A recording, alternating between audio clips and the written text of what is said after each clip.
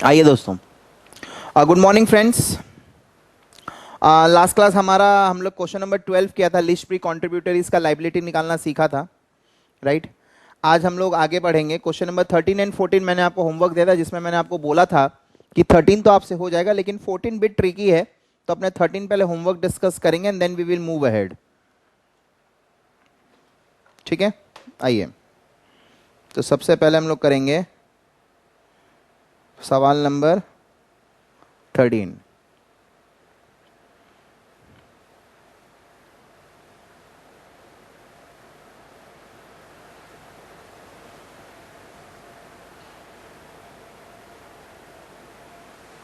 Right now, G Limited has gone into liquidation on 25th June 2019. Certain creditors could not receive payment,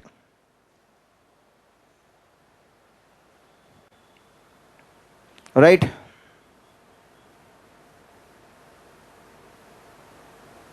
Out of the realization of asset and out of contribution of list A, following other details of certain transfer which took place for the year ended in the year ended 31st March 2019, पिछले साल। तो 10 जून को जो transfer हुआ है, right, that is after, that is not falling within 12 months preceding the date of winding up. 25 June से year and से नहीं, हाँ, डेट ऑफ वाइंडिंग अप से। तो 26 जून 2018 से जो होगा वही वाला लेंगे। तो 22 जुलाई वाला लेंगे, 15 सितंबर वाला लेंगे, 14 दिसंबर वाला लेंगे, 9 मार्च वाला लेंगे। सारा शेयर पे ₹2 अनकॉल्ड है, ठीक है। तो वो पैराग्राफ अपने को लिखना ही है जो मैंने आपको लास्ट क्लास लिखाया था। क्विकली अपने देख लेंगे उसको, ये रहा। Since the date of winding up is, मैं ये नोट आपको लिखा दे रहा हूं, सेम नोट है ये।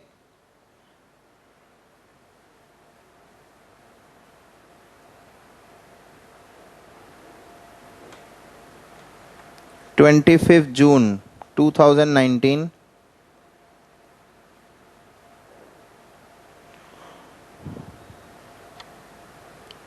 therefore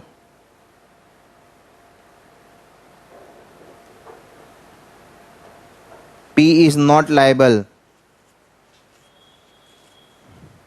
as winding up commenced after 1 year since he has transferred the shares.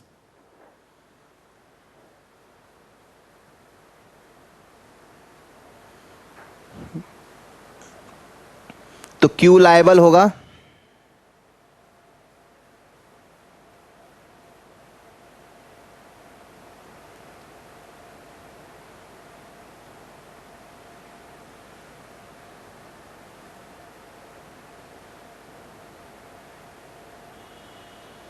creditors up to 12,000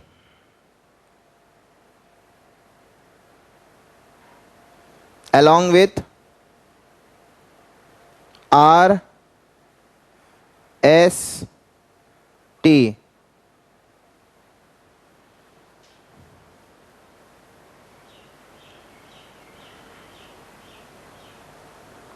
same working note है बेटा।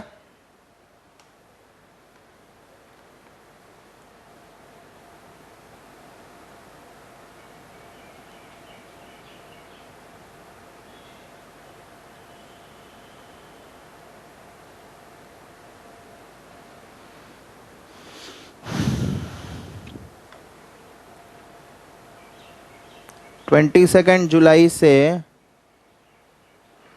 15 सितंबर, है ना।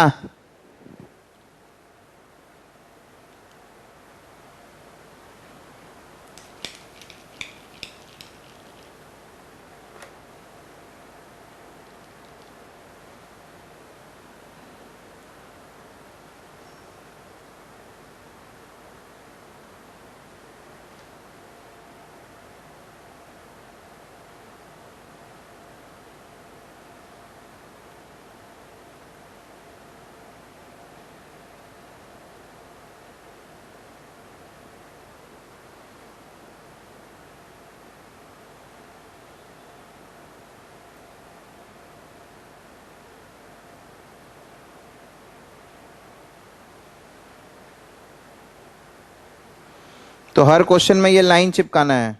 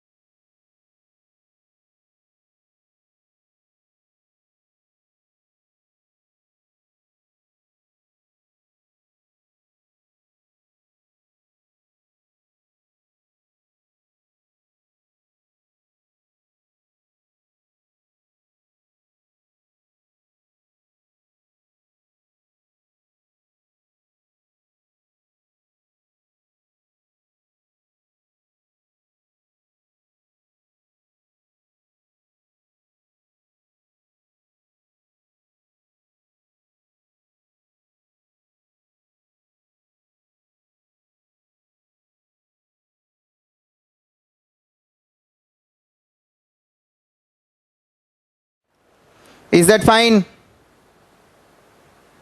अभी अपने ये स्टेटमेंट बनाएंगे.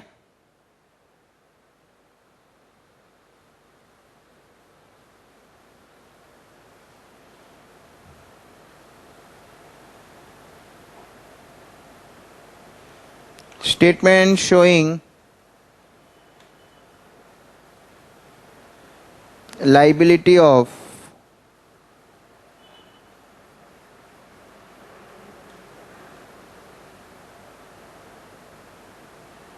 least B contributor is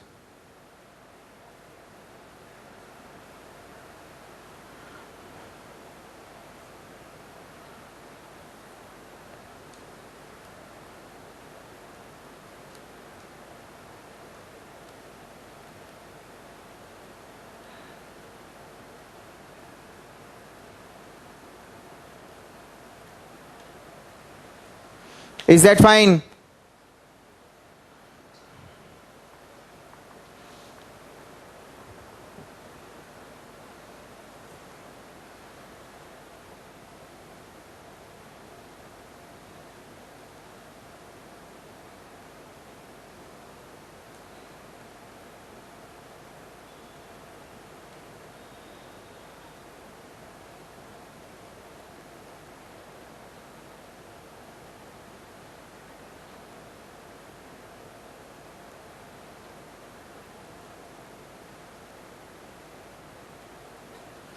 ratio है 3000, 2400, 1600, 1000.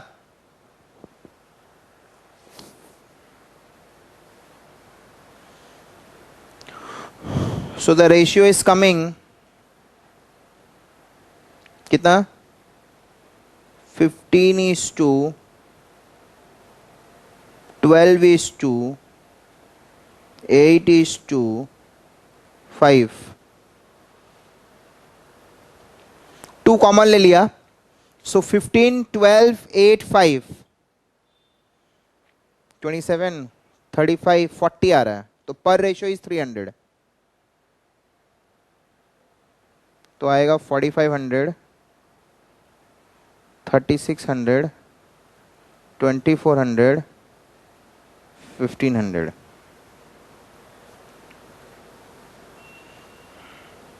Is that fine, everyone?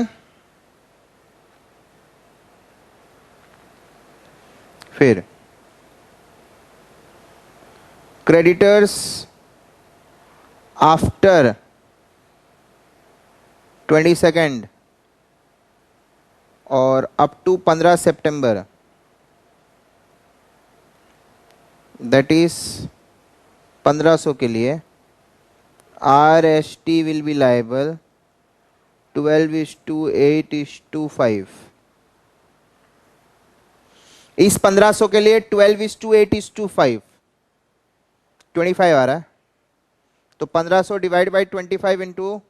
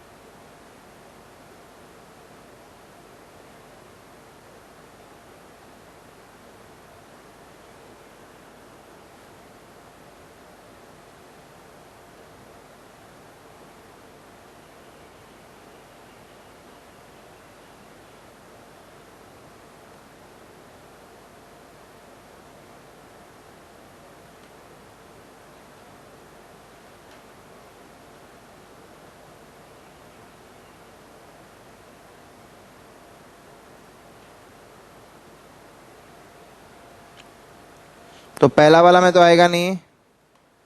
720, 480, 300।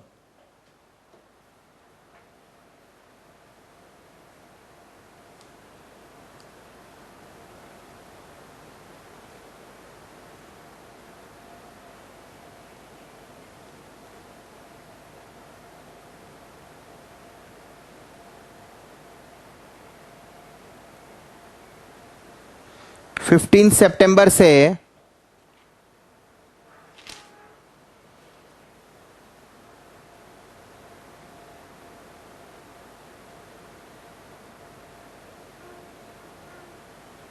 That is 14,000 से 13,500 से 14,000, तो 500 के लिए S&T खाली लायबल होगा 8:5 में, तो यहां पे नहीं आएगा। 500 डिवाइडेड बाई 13 इंटू 8, 308, 192।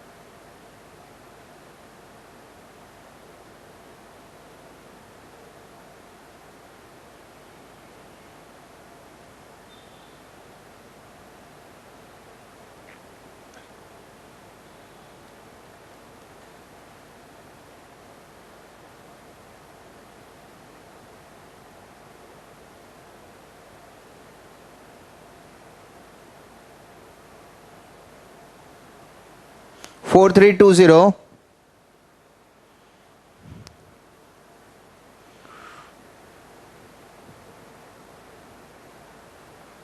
1800 2192।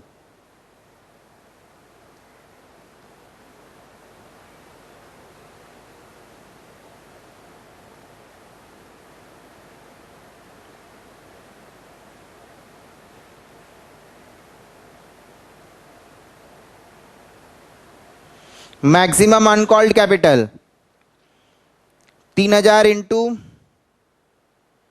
2, 6,000, 2400 इंटू 2, 4,800। 2 रुपये अनकॉल्ड है ना। 1,600 इंटू 2, 3,200, यहाँ पे 2,000। तो नेट लाइबिलिटी में हम लोग लोअर लेंगे।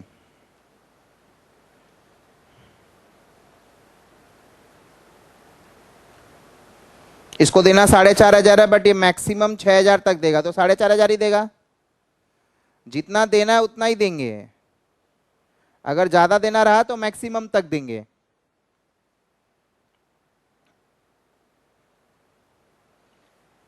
तो यहां पे बस खाली क्रेडिटर को लॉस हो गया 192 का।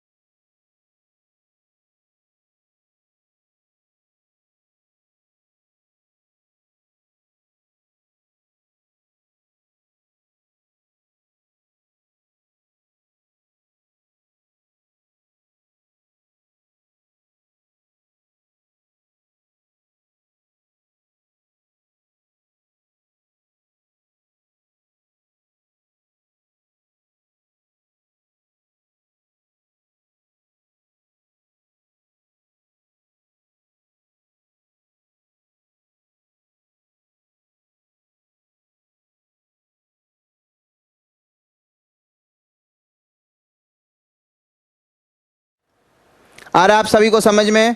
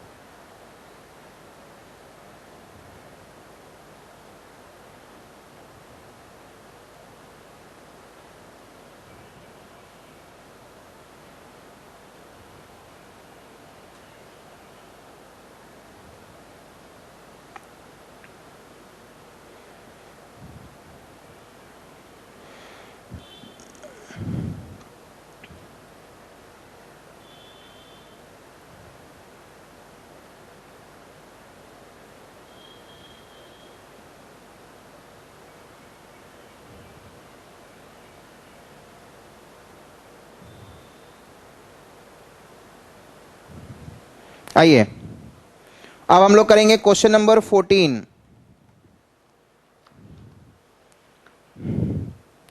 PQSTU 20 रुपीज अनकॉल्ड है, ठीक है। Now list B contributors in case of death apply नहीं करता। जैसे ए मेंबर आर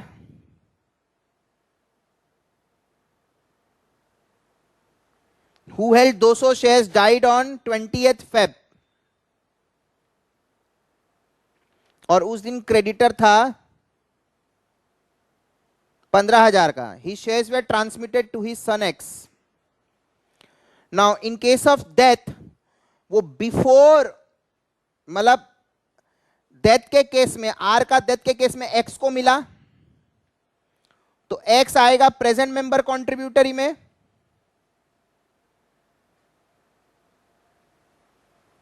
अच्छा एक्स आ गया लिस्ट ए में। लिस्ट बी कॉन्ट्रीब्यूटरी में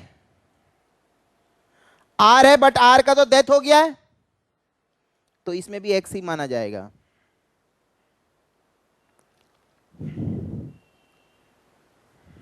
मतलब X is liable as a present member as well as for his father.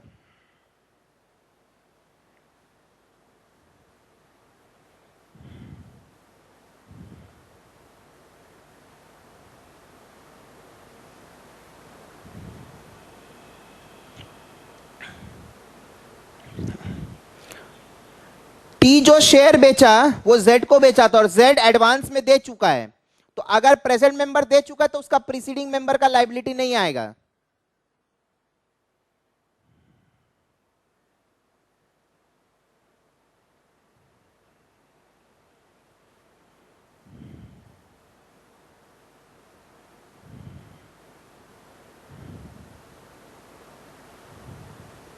Liquidation commence हुआ 1 Feb.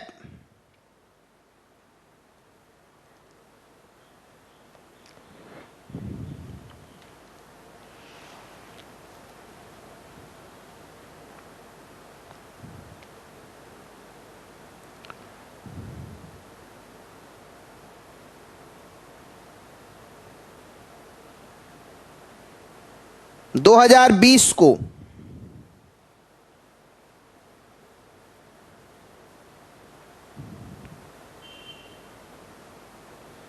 Right, quantify the maximum liability of the transferor of shares mentioned in the above table when the transferee pay the amount due as present member। तो अगर present member दे देता तो list B का liability नहीं आएगा।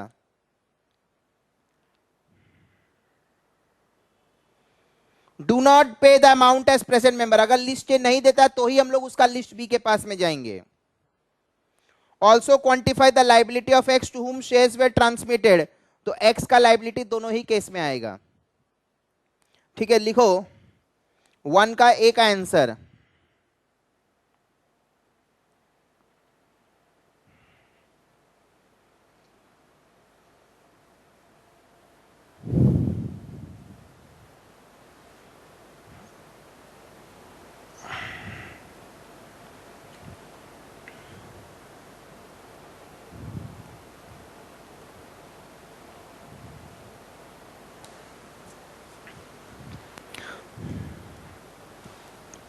List B contributors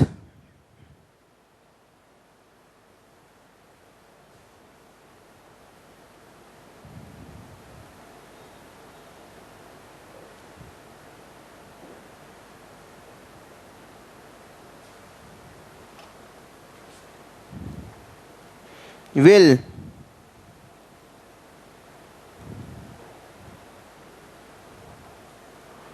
not be liable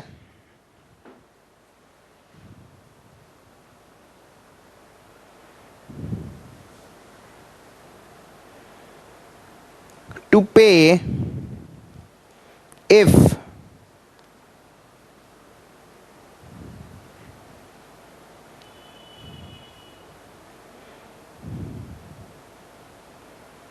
transferees pay the uncalled capital as capital due as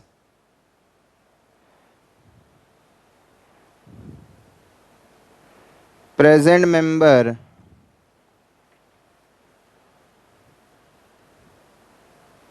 contributories। अगर present member contributory पैसा दे देता है तो लिस्ट बी का लाइबिलिटी नहीं आएगा। तो अभी हम लोग पार्ट बी का सॉल्यूशन करेंगे जहां पे प्रेजेंट मेंबर नहीं दे रहा है। तो इसमें नोट नंबर 1, लिक्विडेशन कमेंस कब हुआ है?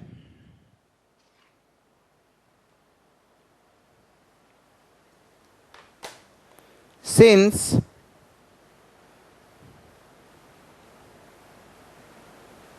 liquidation has commenced on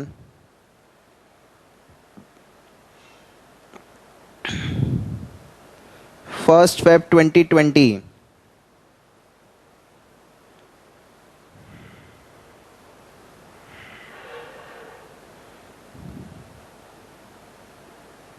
short में लिख रहा हूं, shareholder P has transferred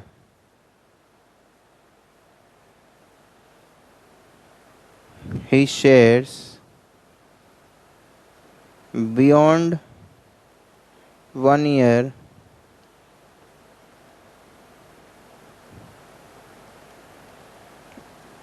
preceding the date of winding up,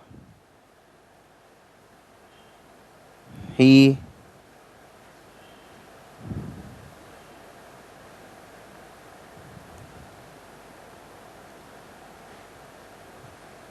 liquidation has commenced on 1st Feb 2020. Shareholder P has transferred his shares beyond 1 year preceding the date of winding up.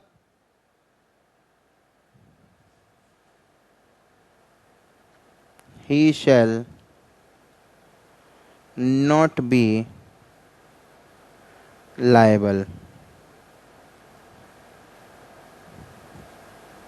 Shareholder T will also not be liable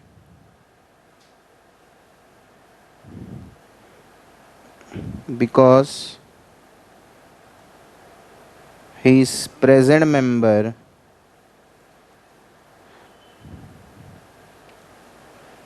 has paid the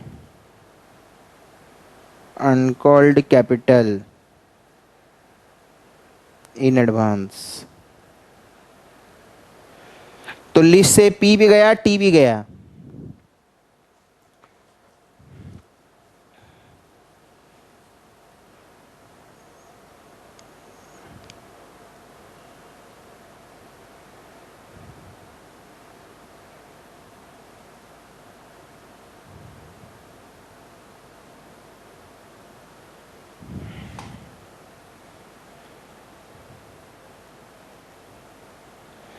X to whom shares has been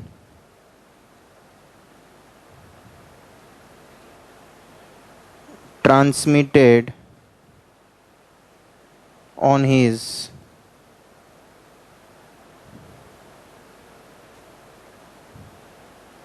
father's death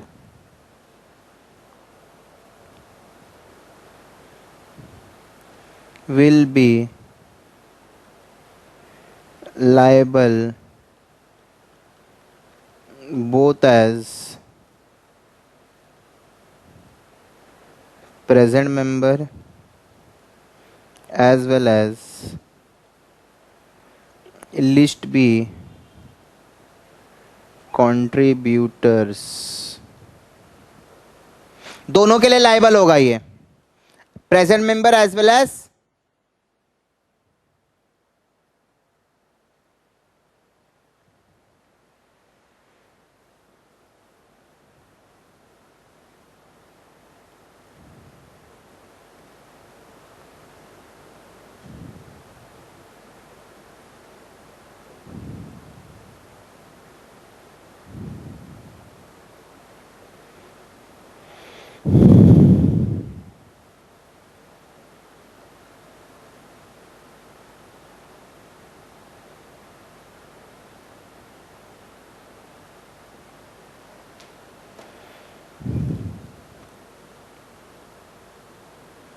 ठीक है.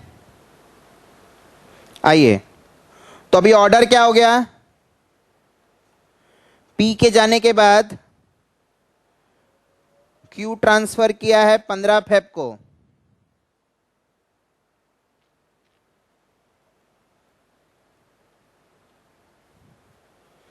Are oblique x 28 Feb आएगा बीच में.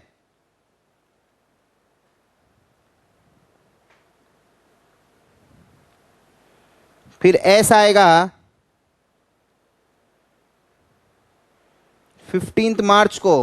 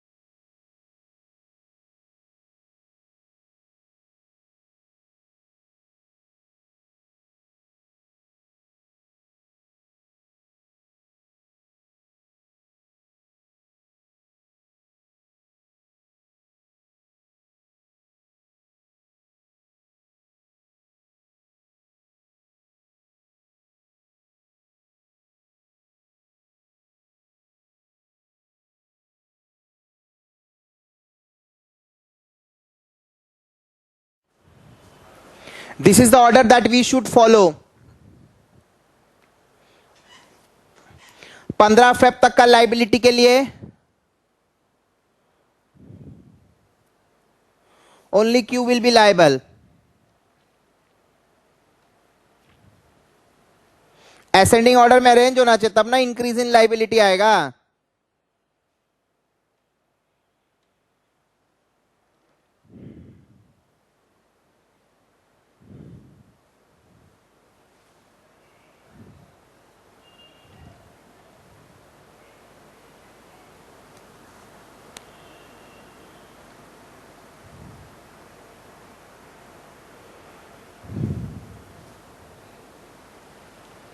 ठीक है, format बनाइए फटाफट।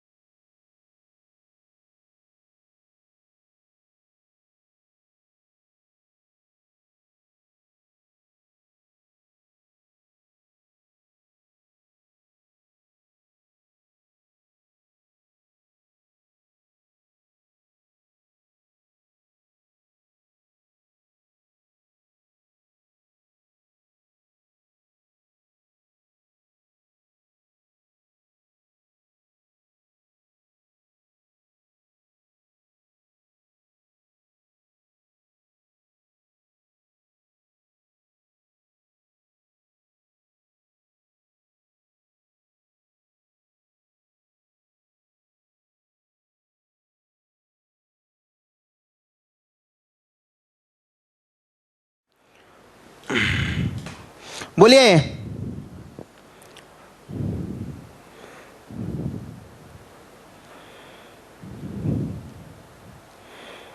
400 share है,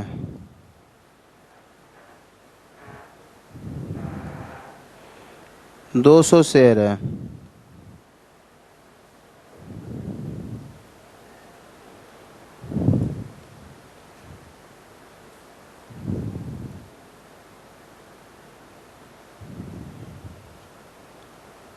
is that fine?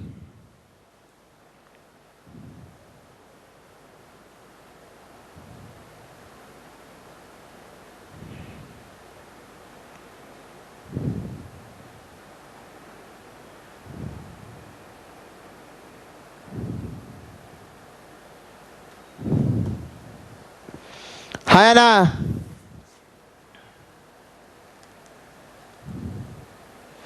तो 12,015 फरवरी तक का क्रेडिटर है 12,500।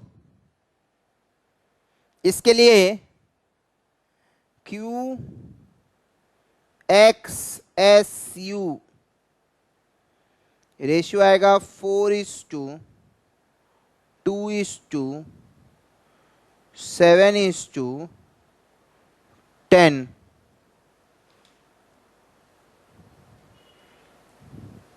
तो 4 2 6 7 13 प्लस 10 23। तो 12,500 divided by 23 into 4, 2174 divide by 23 into 2, 10।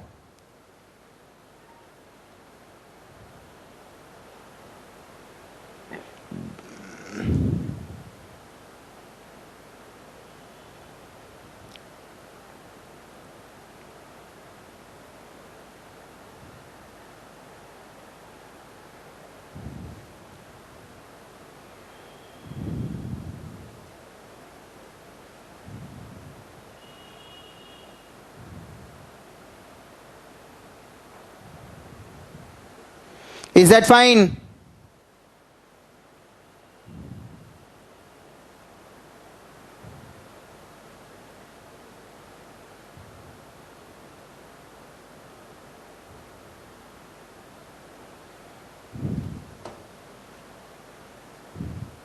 Done.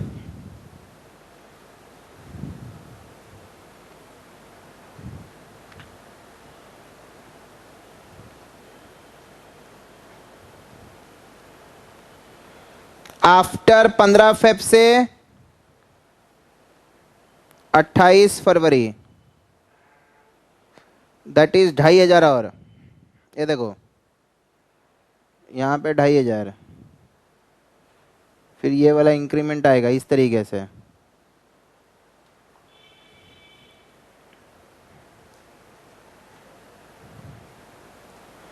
XSU 2710 total 19 हो रहा है। 2500 डिवाइड बाई 19 इंटू 2 कितना आ रहा है? 263। पहला वाला में तो आएगा नहीं ना, ये चीज ध्यान देने वाला है। 19 into 7 921, 19 into 10 1316। Is that fine?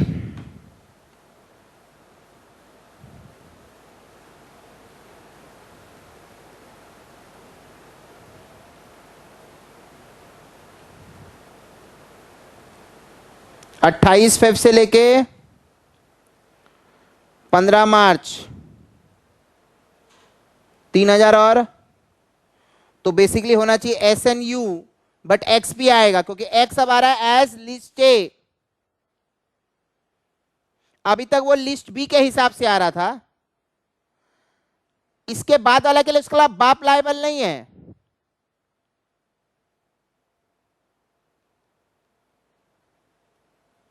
But वो खुद तो लायबल है,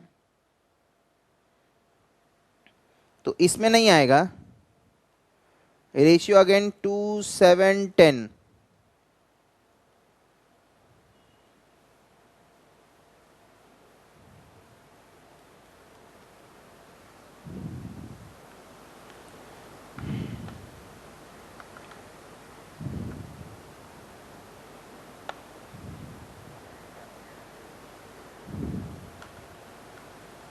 तीन सौ 1105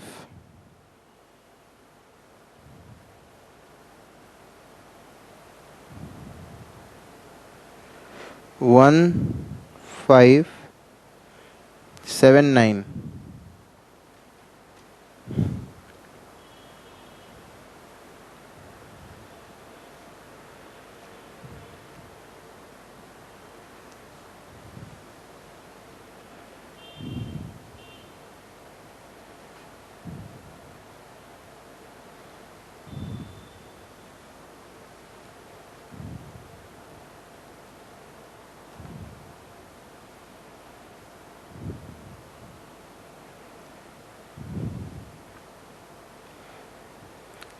यू आएगा खाली, लेकिन x being present member.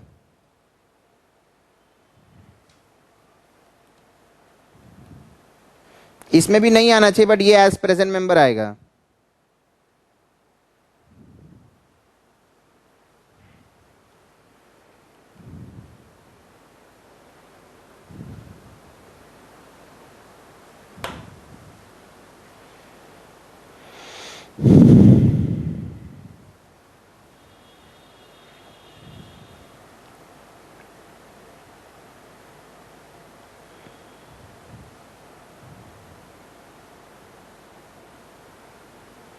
List A का हैसियत से, लिस्ट ए का हैसियत से।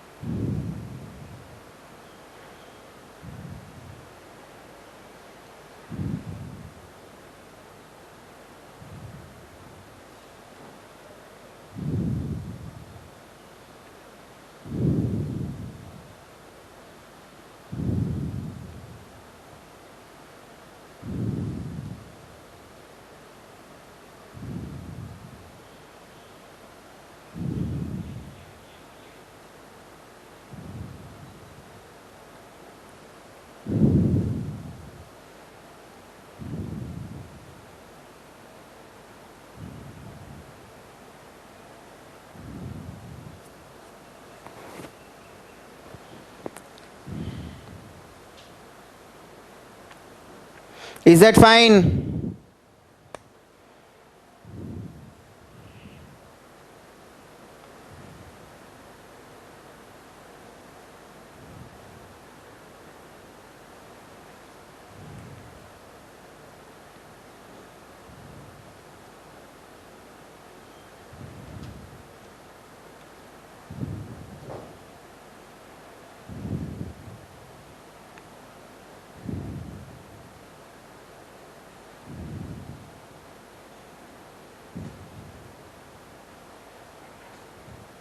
चार सौ इंटू 20,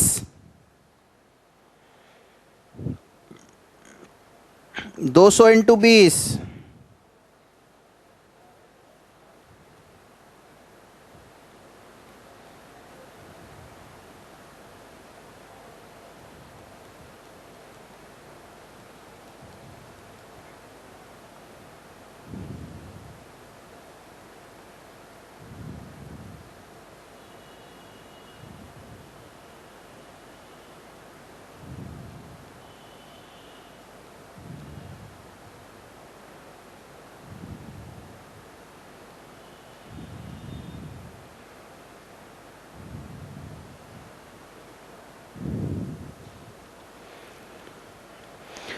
वन और टू में जो लोअर है, वन और टू में जो लोअर है,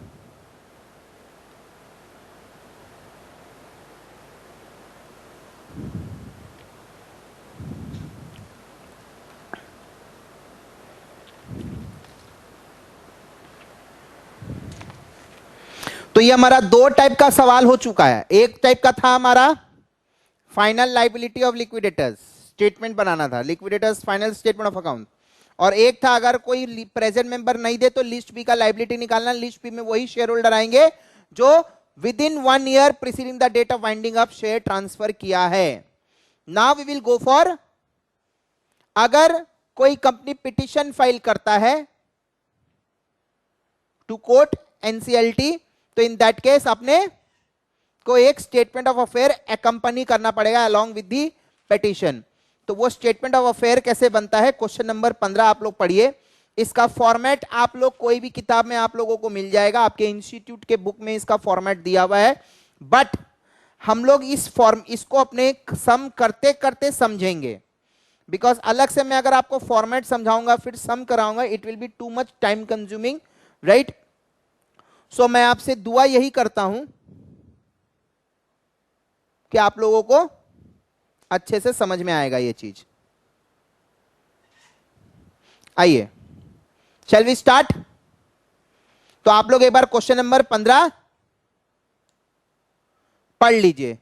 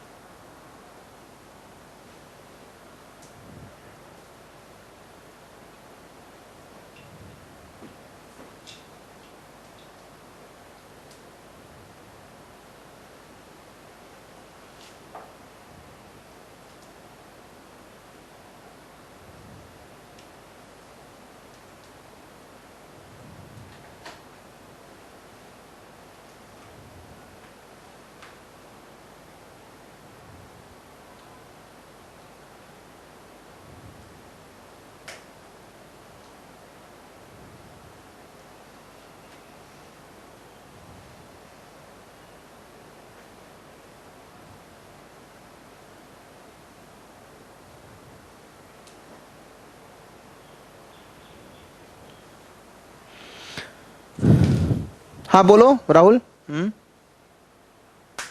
हम्म। हाँ, अगर डेथ का केस है ना, तब ये, हाँ ये सही बोला तुमने कि उसको अपने फादर के लिए लायबल होना पड़ेगा। यस, और प्रेजेंट मेंबर के हिसाब से तो हाँ हाँ हाँ, यस। पढ़िए आप लोग क्वेश्चन नंबर 15।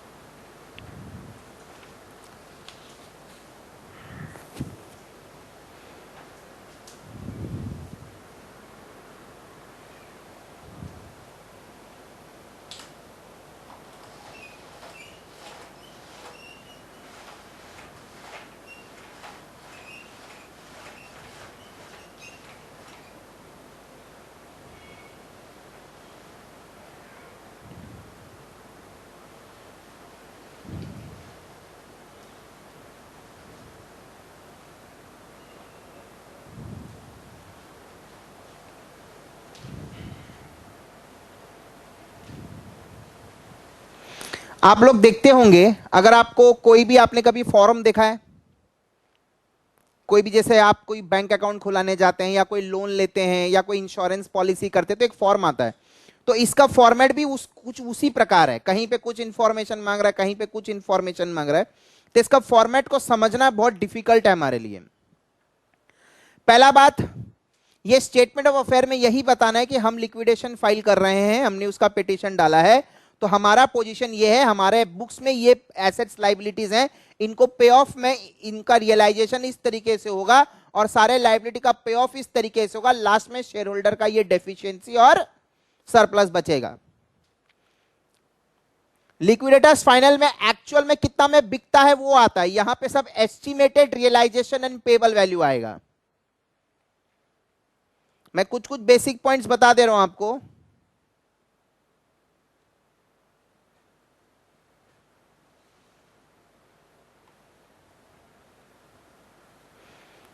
एक यहां पे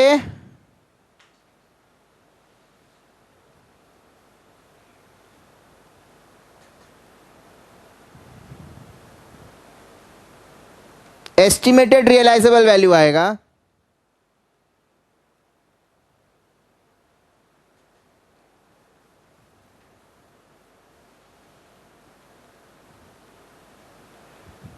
सारे लाइबिलिटी का ये आएगा,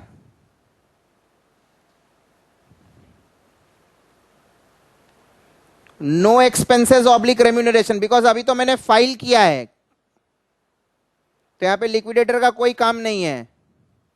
कंपनी जब पिटीशन फाइल करेगी तो कंपनी को स्टेटमेंट ऑफ अफेयर्स जमा देना पड़ता है अलोंग विद द पिटीशन। तो इसमें लिक्विडेटर का कोई लेना देना नहीं है। There is no work of liquidator, ना ही लिक्विडेशन। अभी मैं खाली अनुमान लगा रहा हूं, ये सब हमारे बुक वैल्यूज है, इन सब एसेट को हम इतना में बेचेंगे और बेचने के बाद सारी लाइबिलिटी को हम इस प्रकार पेमेंट करेंगे। नो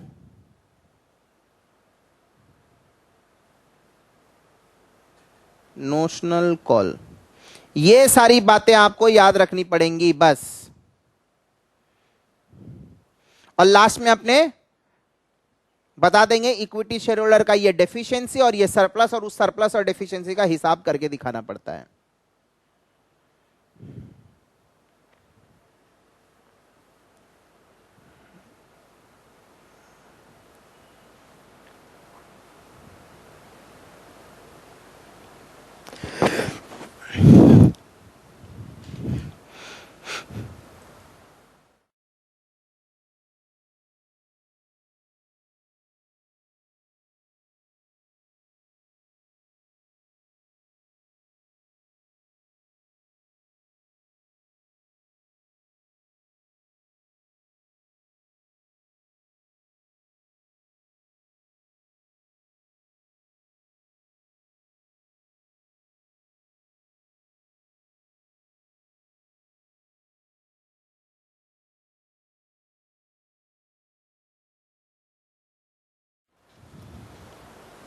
तो आप लोगों को जो सम दिया गया है वो आप सम देखिए, question number 15।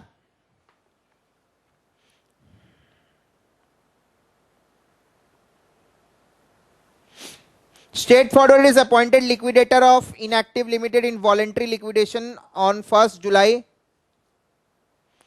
Following balances are extracted.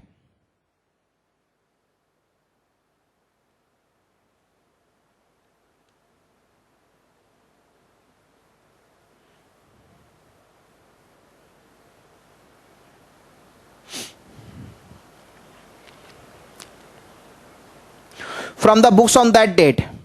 तो एसेट्स दिया देखिए 24,000 share of ₹5 each, reserve for bad debt दिया हुआ है, डिवेंचर दिया है, बैंक कोडी दिया है, लाइबिलिटी फॉर परचेसेस दिया, मतलब क्रेडिटर हो गया ये। Machinery, resolve, stock, debtor, investment, calls in arrear, cash in hand, profit and loss का debit balance. Prepare a statement of affairs to be submitted to the meeting of creditors. अभी जरूरी नहीं है कि कोर्ट ही खाली डिमांड करेगा जब petition file करेंगे, कोई और शेयर होल्डर भी डिमांड कर सकता है, कोई और मतलब स्टेक होल्डर, राइट। तो accordingly we have to prepare and give it to them, क्योंकि दे आर ऑल्सो वरीड ना कि उनको उनका पैसा वापस मिलेगा कि नहीं, whether the company is having sufficient asset cover at the time of liquidation और नॉट।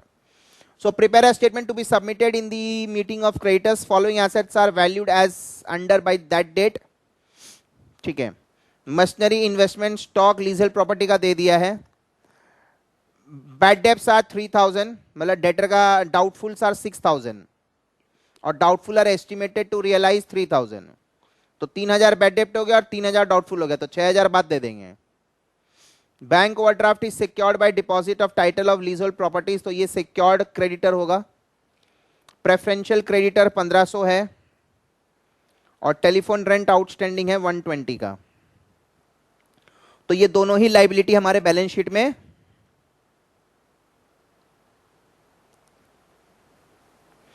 देखना पड़ेगा। क्या बोला है, हमारे बैलेंस शीट में नहीं है, अपने को दिखाना पड़ेगा। अगर होता तो बोल देता ना क्रेडिटर्स इंक्लूड, क्योंकि यहां पे साफ लिख दिया है liability for purchase means this is only pure creditors, sundry creditors नहीं है जो उसमें गलती से घुस गया होगा। आइए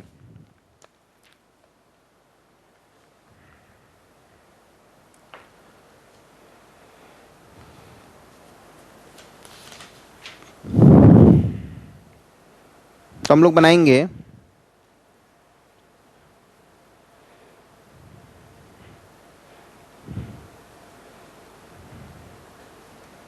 स्टेटमेंट ऑफ अफेयर्स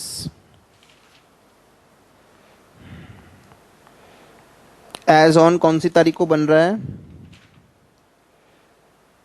1 जुलाई।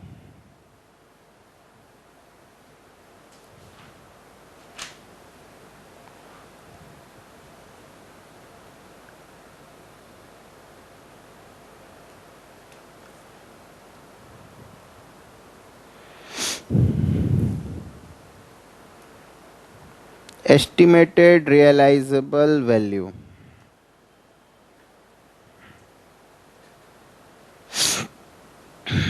सबसे पहला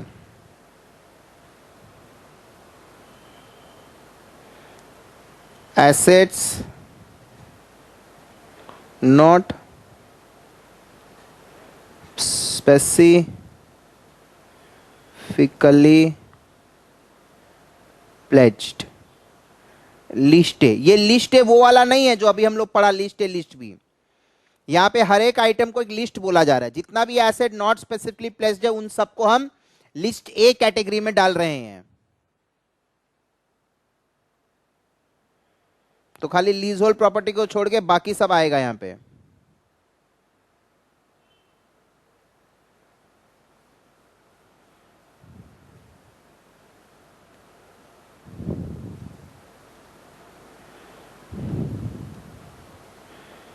ठीक है,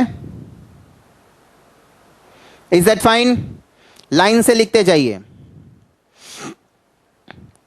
सर ये तो सिंपल है, अपने वहां पर भी वैसे ही करते थे, बट वहां पे रिसिप्ट पेमेंट होता था, यहां पे ऐसे वर्टिकल फॉर्म में बनेगा। पहले आएगा अपना रिसिप्ट, उसके बाद पेमेंट। वहां पे साइड बाय साइड था, यहां पे इस तरीके से, राइट। कैश इन हैंड कितना है? वो तो जो बुक्स में होगा वही रियलाइजेशन है उसका, 1500।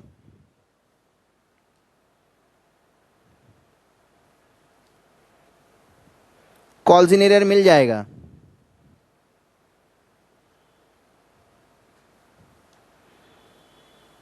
7,500। पीएल डेबिट तो नहीं लेंगे। Investment, debtor, stock, machinery,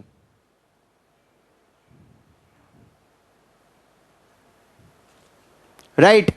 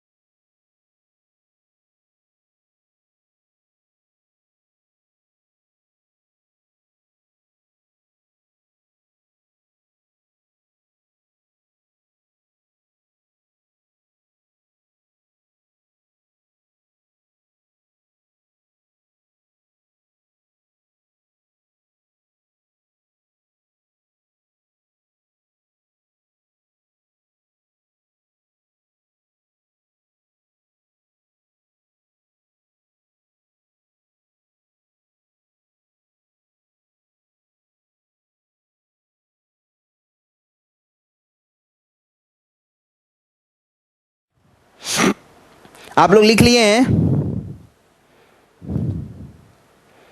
investment का आएगा 6,000, स्टॉक को बेच के आएगा 3,000। डेटर है 90,000 का।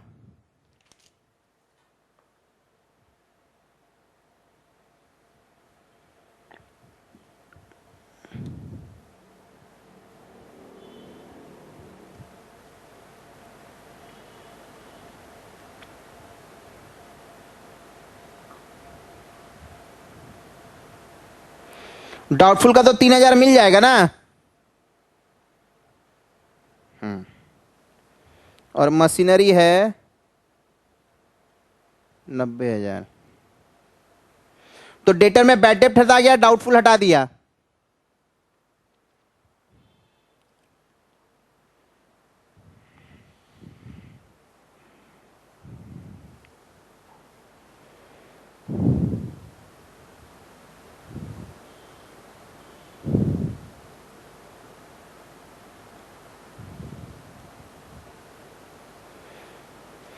तो ये नॉट स्पेसिफिकली प्लेस्ड को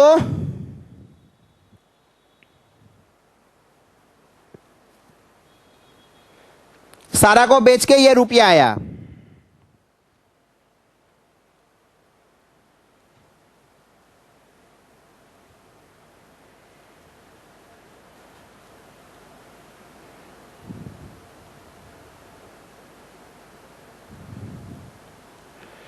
ये लिस्ट भी, ये वो वाला लिस्ट भी नहीं है, ये स्पेसिफिकली प्लेस्ड है लिस्ट। इसमें स्पेसिफिकली प्लेस्ड एसेट और सिक्योर्ड क्रेडिटर दोनों आएगा। तो इसको अपने बनाते कैसे हैं?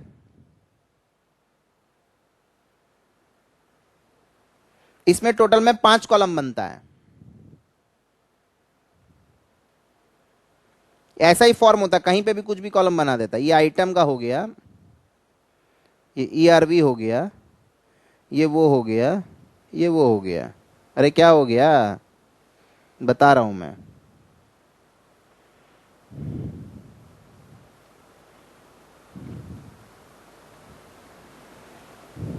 आइटम में आएगा lease hold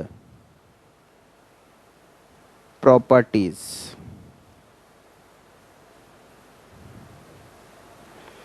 ERV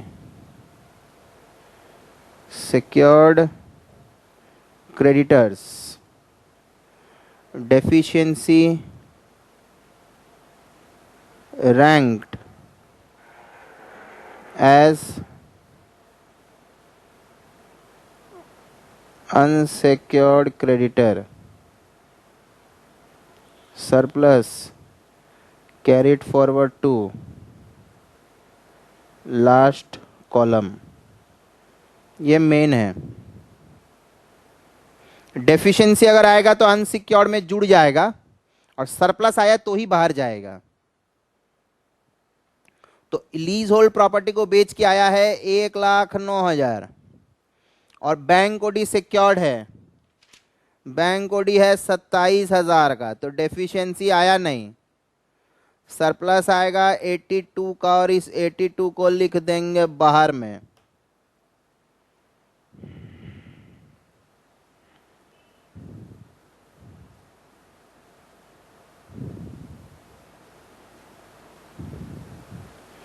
surplus from ASP,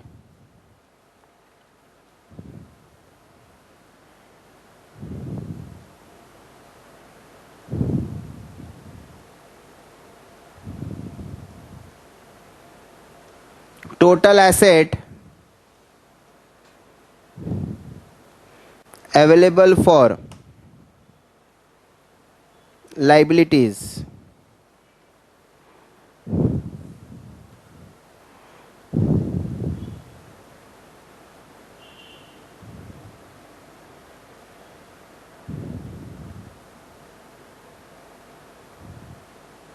और यहां पे एक चीज बनता है,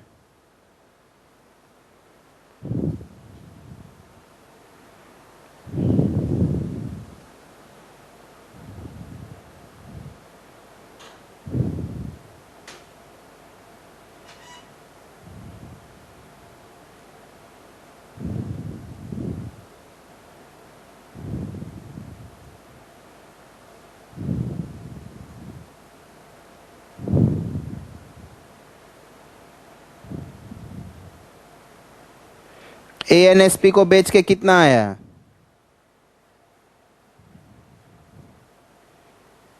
और ASP को बेच के आया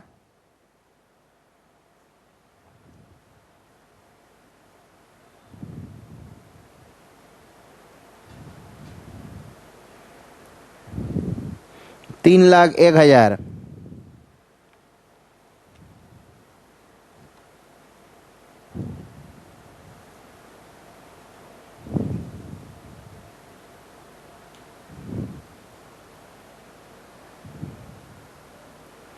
तो ये हम लोग का फॉर्म कंप्लीट हुआ है अभी।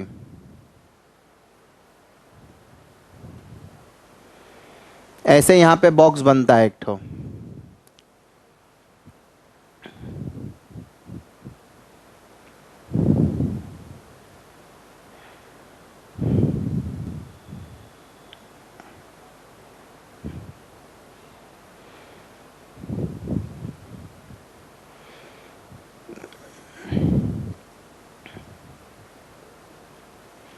Is that fine?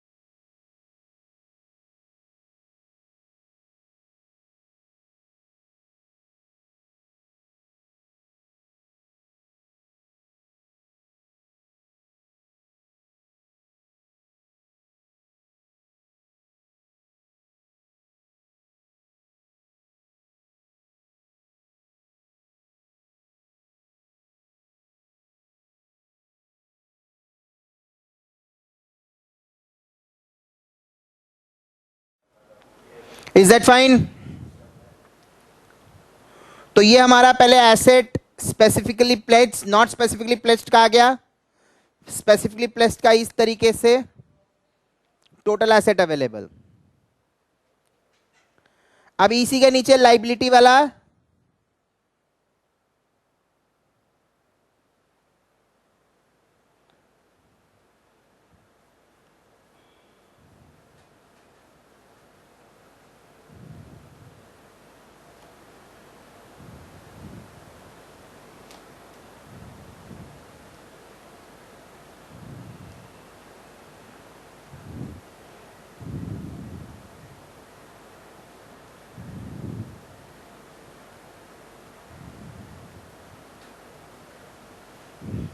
अच्छा, यहां पे आप लोग मार्किंग कर सकते हैं। जैसे this is A, this is B, so this is A plus B.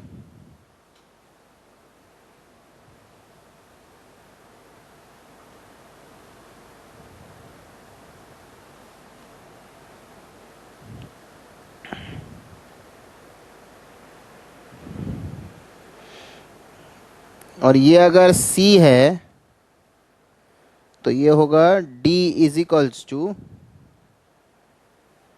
A plus C. Just ऐसे एक बार कर लिया मैंने।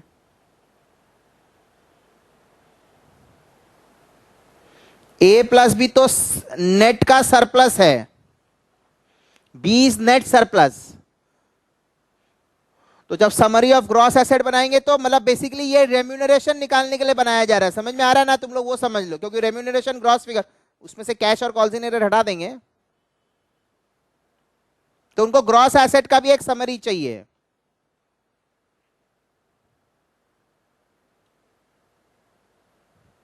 तो A plus B is this.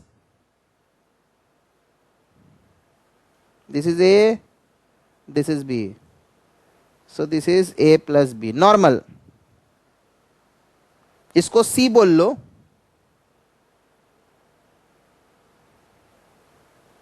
तो A plus C is D. D is gross asset.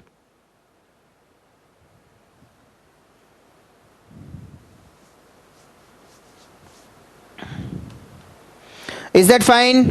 आइए.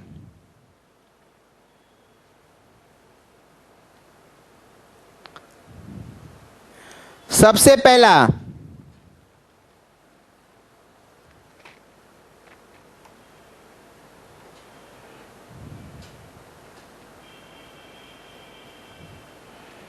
सिक्योर्ड क्रेडिटर्स लिस्ट भी ऑलरेडी पे हो चुका है. तो आया क्या?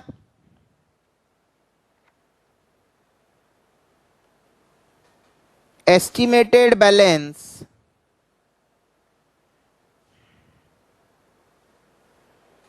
available for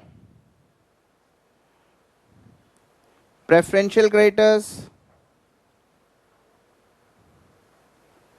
debenture holders,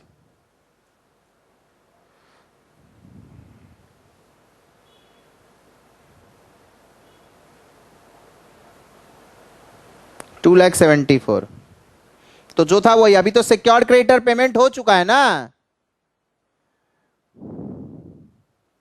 तो खाली ग्रॉस में आया, पेबल में नहीं आएगा, क्योंकि ऊपर पे होने के बाद आउटर कॉलम में नेट सरप्लस गया है.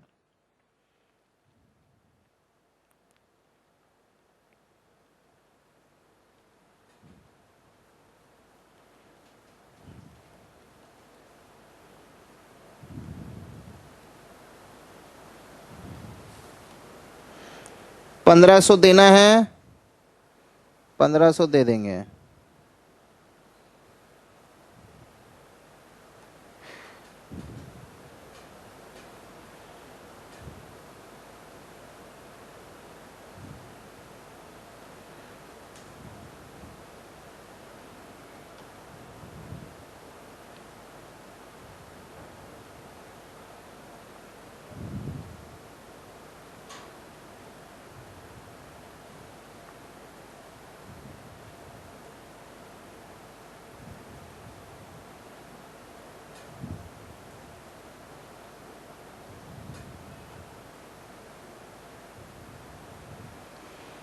राइट.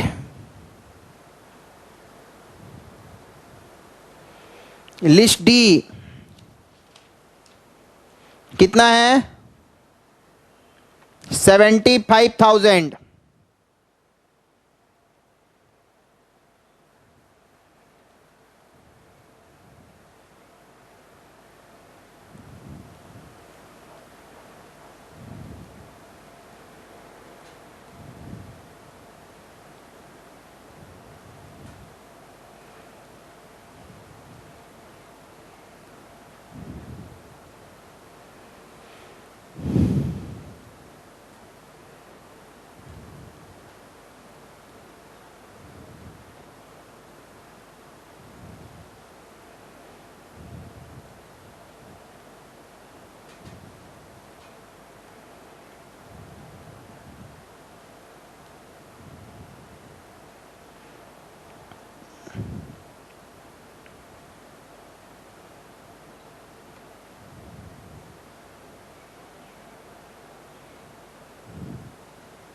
$30,000 तो लाइबिलिटी फॉर परचेजेस है और आउटस्टैंडिंग है 120.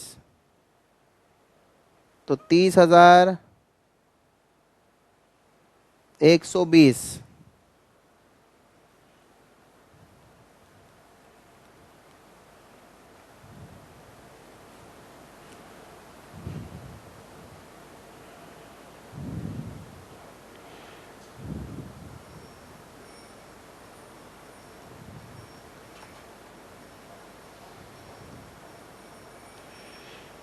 Estimated surplus as regards creditors, मतलब इसको देने के बाद 167380।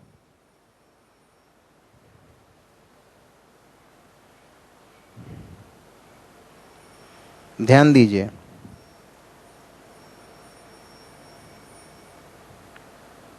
ये एक पेमेंट हुआ, ये एक पेमेंट हुआ, ये एक पेमेंट हुआ, ये एक पेमेंट हुआ। ये चारों पेमेंट करने के बाद estimated surplus as regards creditor, मतलब क्रेडिटर देने के बाद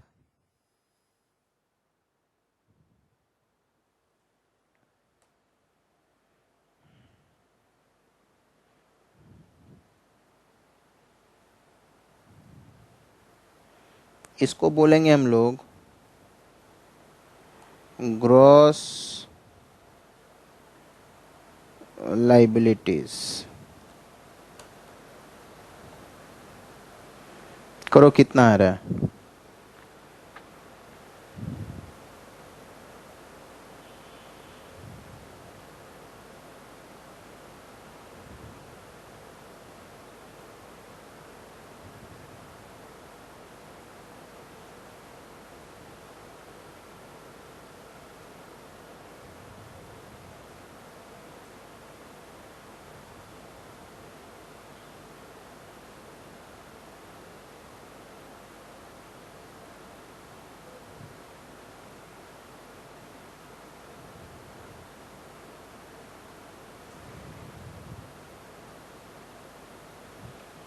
राइट right.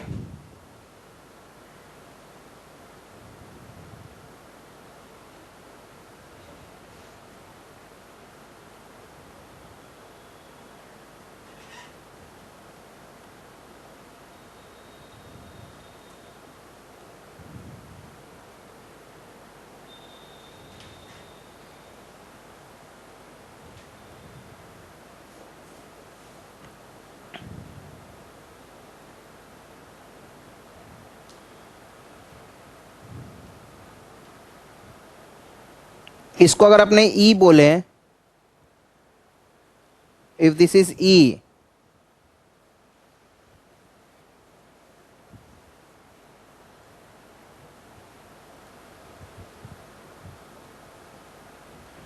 तो I can say C, C minus ई, देखो यही आएगा, gross asset minus gross liability. Check करो,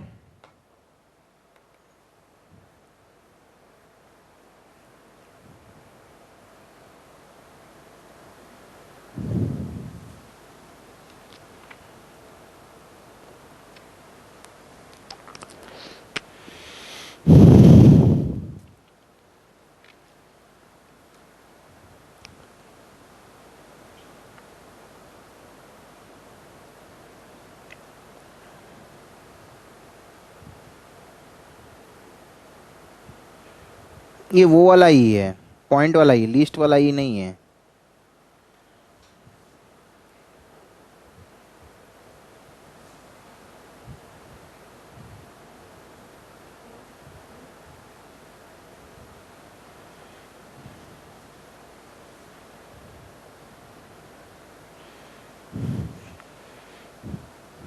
ये नहीं भी दिखाने से उतना कोई दिक्कत नहीं है। ये जो ग्रॉस एसेट जो यहां पर है और ग्रॉस लाइबिलिटी जो यहां आया,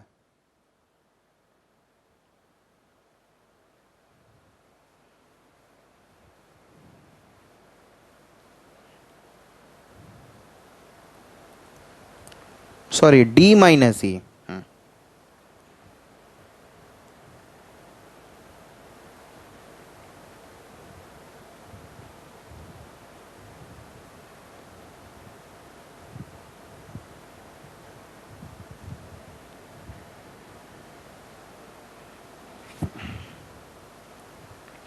is that fine?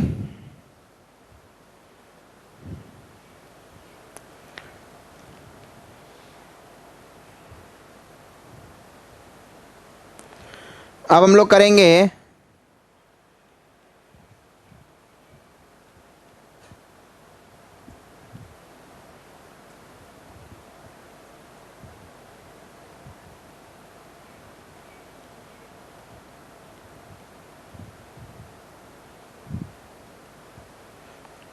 List F कितना है ही नहीं।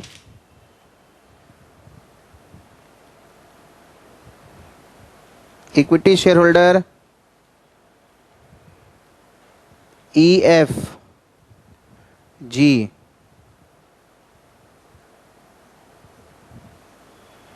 कितना है 1,20,000। तो इसको बोलेंगे हम लोग surplus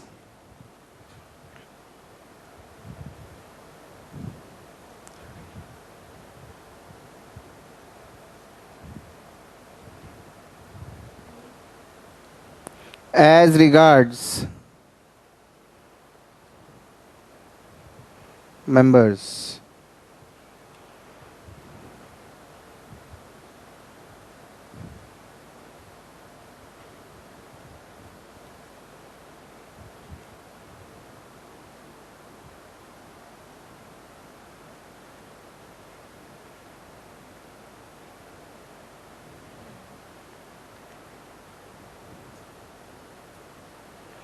This is how we have to do it।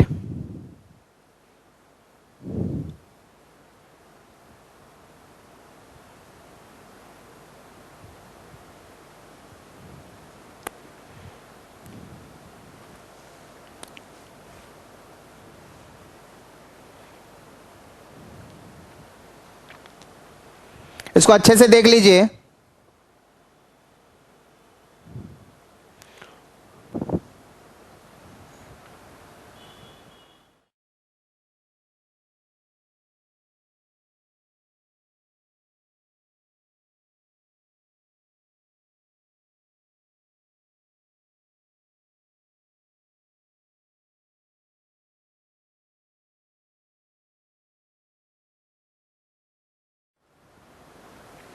इसको मैं पूरा छोटा करके नहीं दिखा सकता, ये 2 पेज का है, ये इस तरीके से दिखेगा। देखिए पहले ऊपर एसेट आया फिर लाइबिलिटी आया, आधा आधा भी देखेंगे तो भी पूरा नहीं आएगा स्क्रीन में। It's like this. ये सारा एसेट का पोजीशन था, asset not specifically pledge list A, फिर स्पेसिफिकली प्लेज लिस्ट बी का सरप्लस बाहर आएगा, total asset available for liability, gross खाली करके दिखाना है। फिर ये हमारा लाइबिलिटी है, राइट। सिक्योर्ड क्रेडिटर ऑलरेडी पे हो गया इसलिए पेबल वैल्यू में नहीं आया। Estimated balance available for remaining liability, preferential creditor दे दिया then remaining liability, debenture holder दे दिया then remaining liability, unsecured creditor दे दिया then remaining shareholder. That is लिखने का लैंग्वेज चेंज हो गया। Estimated surplus as regards creditor, as regards मतलब उनको देने के बाद, प्रेफरेंस शेयर होल्डर दे दिया, इक्विटी शेयर होल्डर दे दिया। एज रिगार्ड्स मेंबर, तो अल्टीमेटली ये सरप्लस भी मेंबर्स को ही बटेगा लास्ट में, राइट। आप लोग इसको अच्छे से देख लीजिए, right. 1 minute break, will be back soon. Today is our long class, right. 1 minute break के बाद में हम लोग वापस आएंगे।